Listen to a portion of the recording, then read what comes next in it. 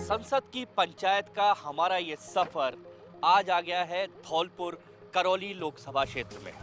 धौलपुर, जी हाँ, धौलपुर करौली नाम सुनते ही बहुत कुछ याद आ गया होगा आपको। अपने बीहड़ और डांग क्षेत्र के नाम से जाने जाने वाला ये क्षेत्र है धौलपुर करौली लोकसभा क्षेत्र। जिस जगह अभी हम खड़े हैं, हमारे पीछे है चंबल नदी।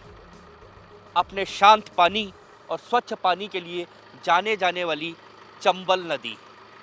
जी हाँ, ये वही चंबल क्षेत्र है जहाँ के आसपास आपको नज़र आ रहा है ये बीहड़। ऐतिहासिक रूप से अगर बात की जाए तो धौलपुर को पहले धवलपुरी नगरी के नाम से जाना जाता था और कालांतर में ये नाम अपभ्रंश होते होते धौलपुर हो गया। जाट राजाओं की राजधानी के रूप में धौलपुर को जाना जाता है और दो राज्यों की सीमा यहाँ धौलपुर से लगती है। उत्तर प्रदेश और मध्य प्रदेश दोनों की सीमाएं धौलपुर से लगती है। धौलपुर के लिए बारे में याद दिलाने के लिए बहुत कुछ है, लेकिन आपको अगर धौलपुर याद आता है तो अपने दस्यु प्रभावित क्षेत्र के लिए। हालांकि अब यहाँ पर दस्यु समस्या का अंत हो चुका है, लेकिन फिल्मों में धौलपुर के बीहड़ चंबल की ये नदी पान सिंह तोमर, फूलन देवी तक हर फिल्म में आपको नजर आई होगी। धौलपुर ऐसा ही है जैसे चंबल की खूबसूरत डाकुओं से भरी फिल्म की एक लोकेशन के लिए शानदार जगह चाहिए। अब अगर हम राजनीतिक रूप से बात करें तो पहले धौलपुर बयाना लोकसभा क्षेत्र के अंतर्गत आता था। पिछले चुनाव में परिसीमन के बाद नया लोकसभा क्षेत्र बना धौलपुर करौली, मिलाकर एक क्षेत्र बना। और पिछले चुनाव में कांग्रेस के खिलाड़ी लाल बैरवा ने यहां से जीत दर्ज की। पिछले चुनाव में खिलाड़ी लाल बैरवा के सामने कांग्रेस के मनोज और भाजपा के मनोज यहां से उम्मीदवार थे और इस बार भी टक्कर खिलाड़ी लाल का हालांकि टिकट कांग्रेस ने काटा है और उनकी जगह नए चेहरे को मैदान में उतारा है। और भारतीय जनता पार्टी की तरफ से जो मैदान में है, पिछला चुनाव जो हारे थे वही मैदान में है। मुकाबला रोचक है और अगर इस पूरी लोकसभा क्षेत्र की विधानसभा सीटों की अगर बात की जाए तो भी मुकाबला कांटे का है। भारतीय जनता पार्टी के पास भी सीटें हैं, कांग्रेस के पास भी, और साथ में यहाँ पर बहुजन समाज पार्टी भी, क्योंकि उत्तर प्रदेश से जुड़ा हुआ इलाका है इसलिए बहुजन समाज पार्टी भी यहाँ पर दखल रखती है। चुनावी मुकाबला रोचक है। देखना यह है कि आखिर धौलपुर लोकसभा की कमान किसे मिलेगी। हम सफ़र करते हैं इस लोकसभा क्षेत्र का। आप आनंद उठाइए चंबल के इस खूबसूरत नज़ारे का।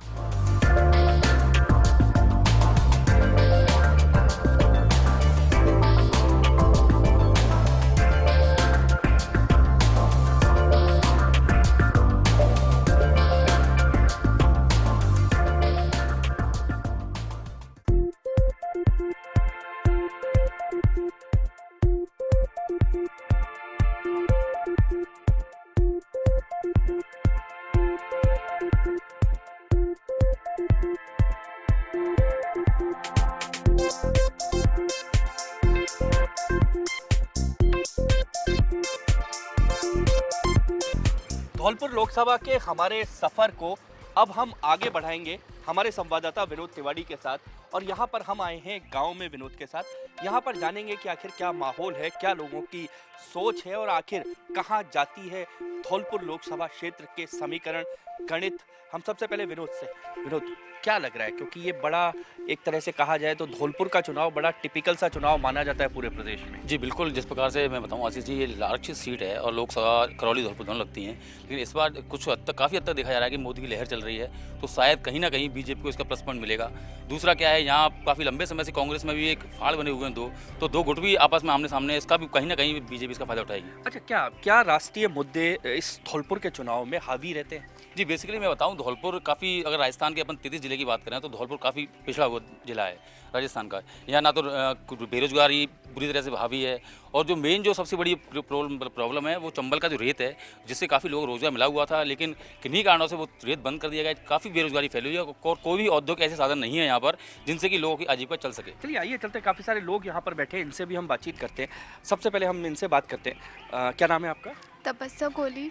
तपस्या, क्या लगता है कि जो धौलपुर का चुनाव है, धौलपुर का चुनाव बेसिकली क्या यहाँ के मुद्दों पर लड़ा जाएगा या राष्ट्रीय मुद्दों पर चुनाव की बात की जाएगी? देखिए, जैसा कि माना जाता है करौली धौलपुर का जो चुनाव है वो काफ़ी क्रिटिकल स्टेज में माना जाता है। यहाँ पर जैसे जातिगत समीकरण है वो काफ़ी इफ़ेक्टिव है यहाँ पे, तो उस वजह से देखा जाए तो ये जैसे गांव की कोई प्रॉब्लम है तो उसको भी मुद्दा बनाया जाएगा। जैसे रेत की, चंबल रेत की जैसे आप बात कर रहे हैं, उस हिसाब से देखा जाए तो उसको भी इसमें लिया जाएगा। उसके अलावा जो गांव की छोटी मोटी प्रॉब्लम है, बड़ी बड़ी परेशानियां हैं, बेरोज़गारी है, जो एजुकेशन सिस्टम है यहाँ का वो, बाकी सड़कों से रिलेटेड जो प्रॉब्लम है, पानी से रिलेटेड जो प्रॉब्लम है, सारी मुद्दे यहाँ पर उठाए जाएंगे। क्या क्या लगता है कि क्या राष्ट्रीय मुद्दे जब हावी होते हैं तो जो स्थानीय मुद्दे हैं वो गौण हो जाते हैं? नहीं, मैं आम आदमी पार्टी से हूँ, राजेंद्र बंसल मेरा नाम है और डिस्ट्रिक्ट सेक्रेटरी हूँ।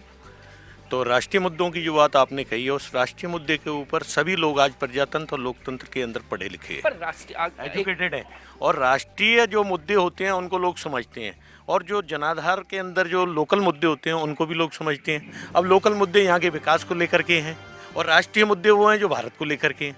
दोनों ही अपने पहलू पे अलग अलग हैं। अब अपने अपने पहलू पे आपसे जानूंगा सतीश, विनोद, क्या राष्ट्रीय मुद्दे यहाँ पर, इन्होंने कहा कि राष्ट्रीय मुद्दे अलग हैं, राष्ट्रीय और यहाँ के मुद्दे हैं, लेकिन दोनों का तालमेल कहीं ना कहीं इन चुनावों में नजर आएगा। अगर दोनों पार्टियों की अगर मैं बात करूँ तो आज दोनों पार्टियाँ क्या स्टैंड कर रही है, क्योंकि ये भी आम आदमी पार्टी से जुड़े हुए हैं, तीसरा एक दल है, क्या तीसरी ताकत है क्योंकि यूपी से जुड़ा हुआ है, क्या कुछ संभावना लगती है? देखिए वैसे बेसिकली मैं बताऊं, आम आदमी पार्टी ने दिल्ली में जो जिस प्रकार से अपना अपना दमखम दिखाया उसके बाद, लेकिन अभी अपन राजस्थान में देखें, और तो राजस्थान में अभी आम आदमी पार्टी अपनी इतनी पकड़ नहीं बना पाई है। यहाँ जो चुनावी संघर्ष होगा वो कहीं ना कहीं कांग्रेस और बीजेपी के बीच में ही देखने को मिलेगा। चलिए, बीजेपी कांग्रेस के बीच में मुख्य मुकाबला होगा। हम इधर और काफ़ी सारे लोग हैं, इनसे भी हम बातचीत करते हैं। विनोद, धौलपुर में घूमते हुए यहाँ एक जातिवाद की बात हमने जब उनसे की तो उन्होंने भी कहा, क्या जातिवाद बड़ा फैक्टर है यहाँ? बिल्कुल, तपस्या जी ने सही कहा। यहाँ पे जातिवाद और एक परिवारवाद, यहाँ के जो लोकल बॉडीज हैं, जो नेता हैं, उनके अंदर ये पूरा भरा हुआ है। अभी आपने देखा कि पूरे राजस्थान में 163 MLA बीजेपी के आए, लेकिन यहाँ पर धौलपुर में देखा तो बहुजन समाज पार्टी से MLA जीता।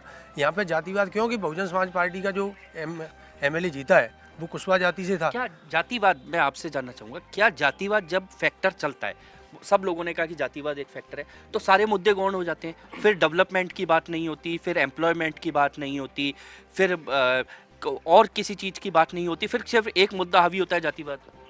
नहीं, ऐसा नहीं है। इस चुनाव में जहाँ तक अब समझ में आ रहा है, यहाँ की पब्लिक अब जातिवाद से थोड़ा ऊपर आकर विकास, शिक्षा और स्वास्थ्य को भी ध्यान में रखते हुए वोट करेगी। और एक तबका ऐसा भी है जो अब बिल्कुल स्तब्ध है, ये खड़ा है, आपके ओपिनियन प्रोग्राम्स को भी देखता है। वो आप पूछते हो, भाजपा के लोग ये जिम्मेदारी नहीं लेना चाहते कि मेरा चुनाव हुआ प्रतिनिधि कल भ्रष्टाचार में लिप्त नहीं होगा। कांग्रेस से लोग भी ये जिम्मेदारी नहीं लेना चाहते कि चुनाव हुआ प्रतिनिधि कल भ्रष्टाचार नहीं करेगा। तो आखिरकार कौन इसकी जिम्मेदारी लेगा? जनता, बड़ा सवाल यही है कि जनता आखिर परेशान है कि जिम्मेदारी कौन लेगा। आपको नहीं लगता राजनेता जितने लोग हैं वो जिम्मेदारी लेने से बचते हैं?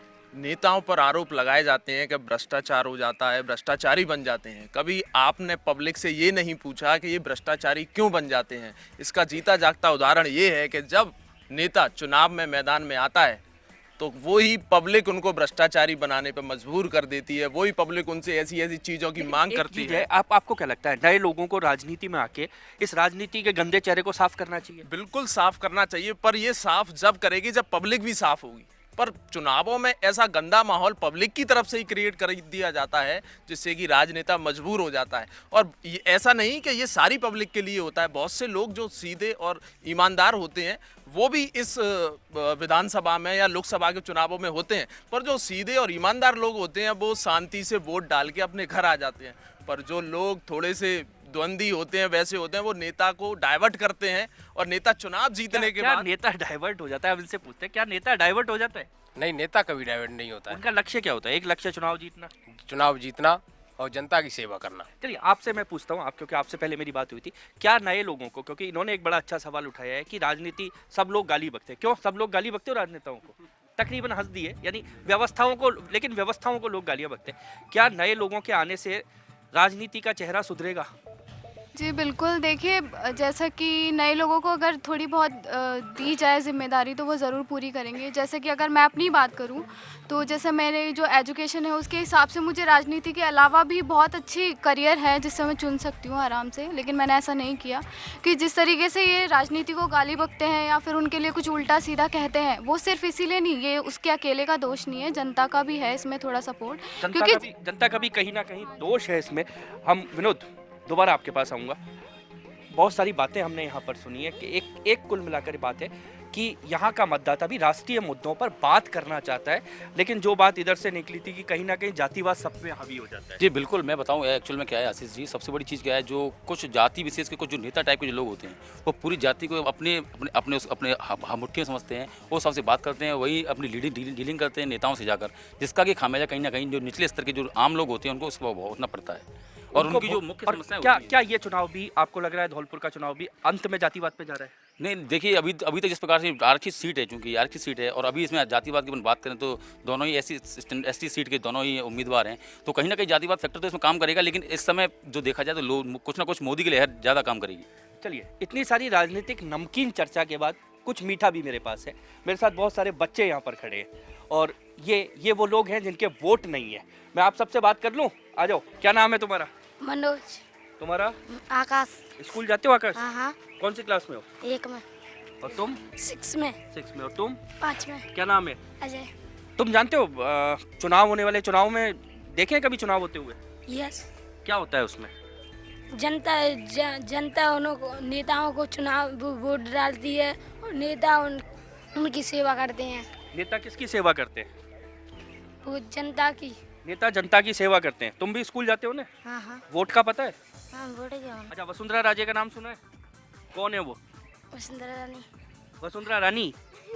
तो ये धौलपुर वो हिस्सा है जो राजनीतिक रूप से जागरूक हिस्सा माना जाता है। छोटे छोटे बच्चे हैं, इनको पता है, इनको विश्वास है कि वोट डालने से नेता जो है वो जनता की सेवा करते हैं। अभी इसने हमको कहा वोट डालने से नेता जनता की सेवा करते हैं। ये विश्वास, इस बच्चे का विश्वास जो है, ये लोकतंत्र में विश्वास है और ये बना रहे। हमारी उम्मीद और हमारी कोशिश भी यही है। राजनेताओं से अपील है कि ये बच्चे भी विश्वास करते हैं कि वोट डालने से आप उनकी सेवा करेंगे। हमारी भी अपील है, कृपया इनके विश्वास को बनाए रखिए। चलते हैं धौलपुर के सफर।